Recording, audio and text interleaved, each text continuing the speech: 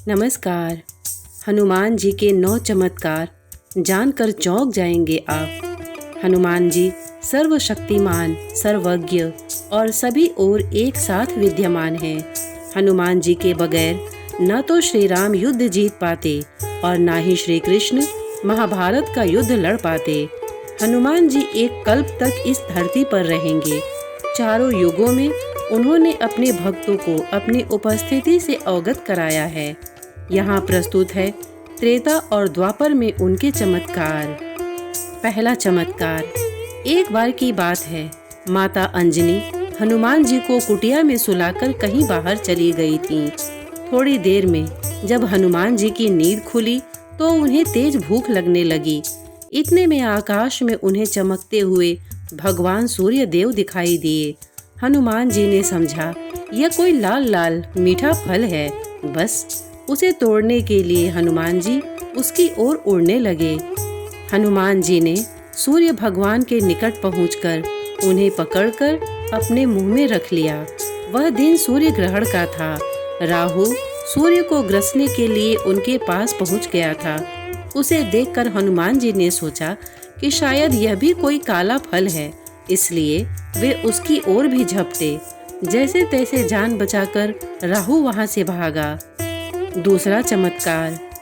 सबसे पहले बाली पुत्र अंगद को समुद्र लांघकर लंका जाने के लिए कहा गया, लेकिन अंगद ने कहा कि मैं चला तो जाऊंगा, लेकिन पुनः लौटने की मुझ में क्षमता नहीं है। मैं लौटने का वचन नहीं दे सकता। तब जामवंत के याद दिलाने पर हनुमान जी को अपनी शक्ति का भान हुआ तो वे 2 छलांग में समुद्र को पार कर गए। तीसरा चमत्कार।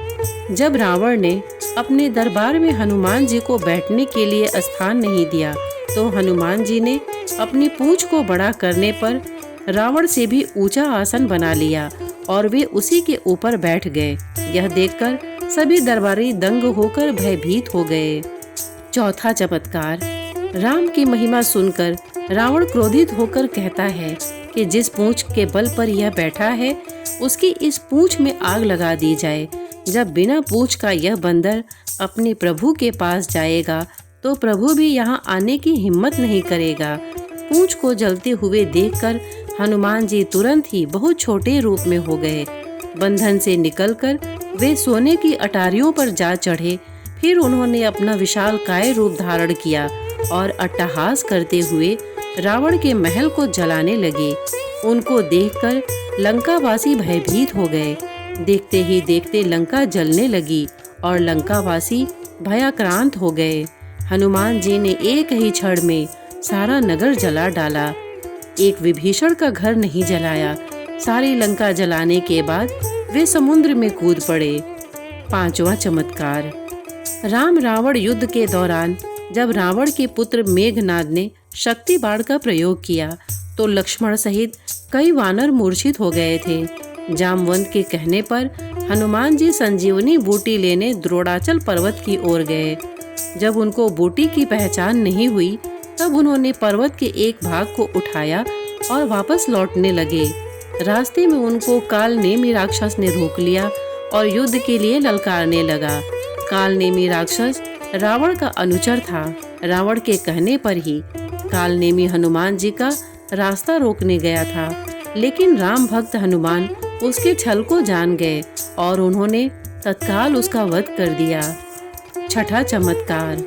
अहिरावण रावण का मित्र था। अहिरावण पाताल में रहता था। रावण के कहने पर उसने भगवान राम के युद्ध शिविर में उतरकर राम और लक्ष्मण दोनों का अपहरण कर लिया था। दोनों को वह पाताल लोक लेकर चला गया और उसने वहां दोनों को बंधक बनाकर रख लिया। तब हनुमान जी राम लक्ष्मण को अपहरण से छुड़ाने के लिए पातालपुरी पहुंच गए। वहां उन्होंने देखा कि उनके ही रूप जैसा कोई बालक पहरा दे रहा है। उसका नाम मकरध्वज था। मकरध्वज हनुमान जी का ही पुत्र था। अहिरावण को तभी मारा जा सकता था जबकि कोई अपनी एक ही फूंक में वहां जल रहे विशालकाय दियों को बुझा दे। ऐसे में हनुमान जी ने पंचमुखी रूप धारण किया और सभी दिए बुझा दिए।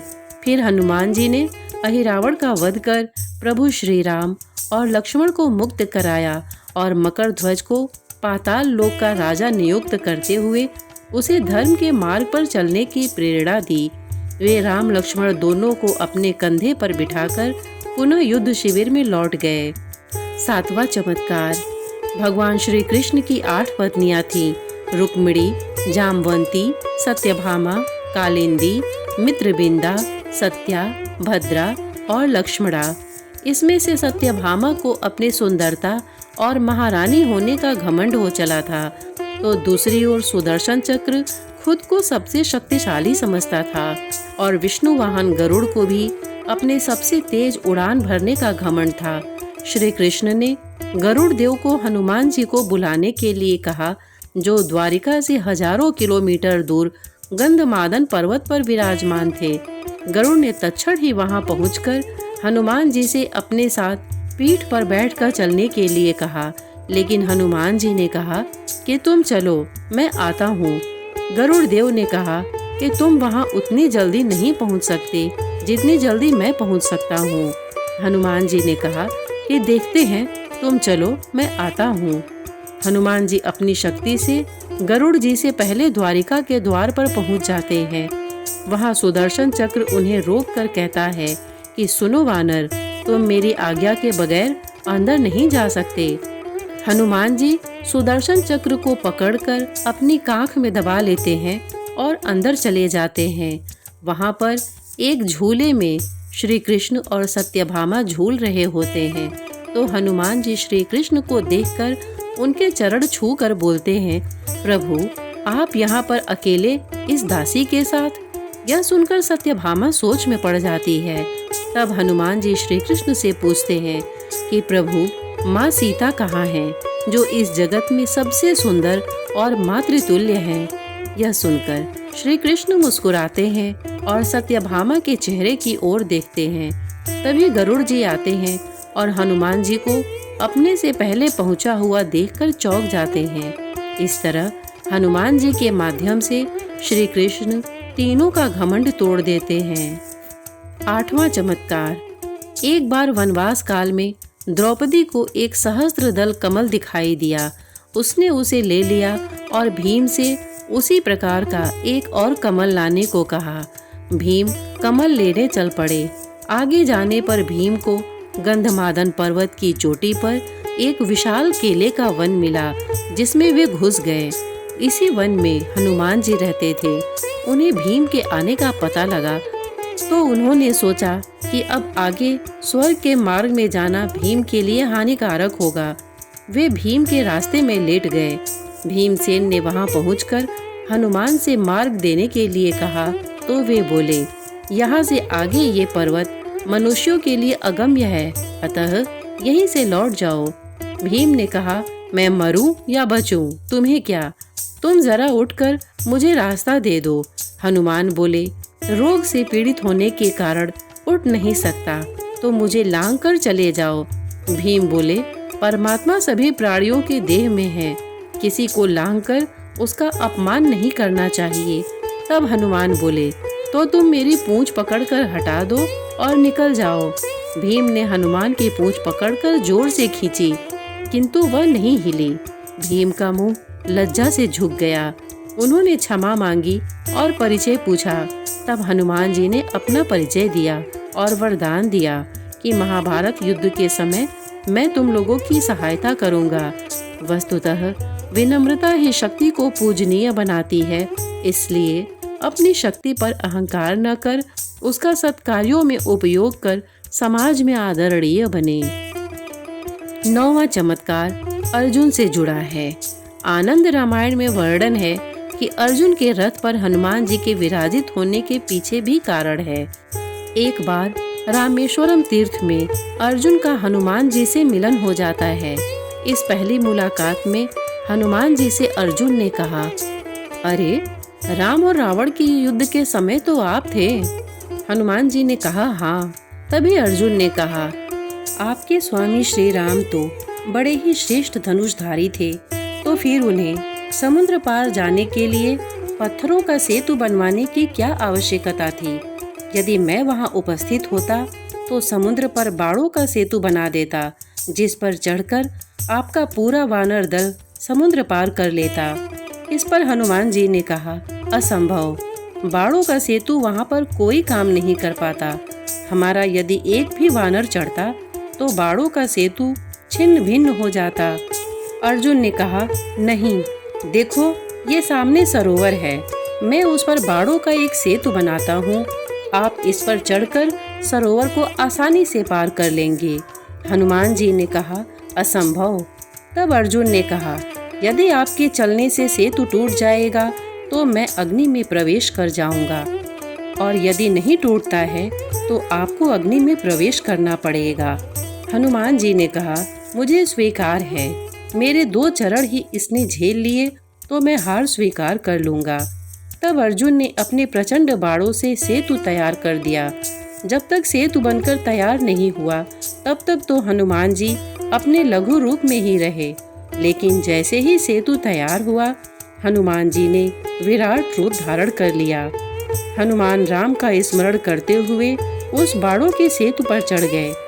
पहला पग रखते ही सेतु सारा का सारा डगमगाने लगा, दूसरा पैर रखते ही चरमराया और तीसरा पैर रखते ही सरोवर के जल में खून ही खून हो गया। तभी श्री हनुमान जी सेतु से नीचे उतर आए और अर्जुन से कहा कि अग्नि तैयार करो। अग्नि प्रज्वलित हुई और जैसे ही हनुमान अग्नि में कूदने चले वैसे भगवान श्री कृष्ण प्रकट हो गए और बोले, ठहरो। तभी अर्जुन और हनुमान ने उन्हें प्रणाम किया। भगवान ने सारा प्रसंग जानने के बाद कहा, हे हनुमान, आपका तीसरा पग सेतु पर पड़ा, उस समय मैं कछुआ बनकर सेतु के नीचे लेटा हुआ था। आपकी शक्ति से आपके पैर रखते ही मेरे कछुआ रूप से रक्त निकल गया। यह सेतु टूट तो पहले ही पग में जाता यदि मैं कछुआ रूप में नहीं होता तो। यह सुनकर हनुमान जी को काफी कष्ट हुआ और उन्होंने क्षमा मांगी। मैं तो बड़ा अपराधी निकला जो आपकी पीठ पर मैंने पैर रख दिया, मेरा ये अपराध कैसे दूर होगा भगवान। तब कृष्ण ने कहा, ये सब मेरी इच्छा से हुआ है, आप मन खिन्न मत करो और मेरी इच्छा है कि तुम अर्जुन के रथ की ध्वजा पर स्थान ग्रहण करो। इसलिए द्वापर में श्री हनुमान महाभारत के युद्ध में अर्जुन के रथ के ऊपर ध्वजा लिए बैठे रहते हैं।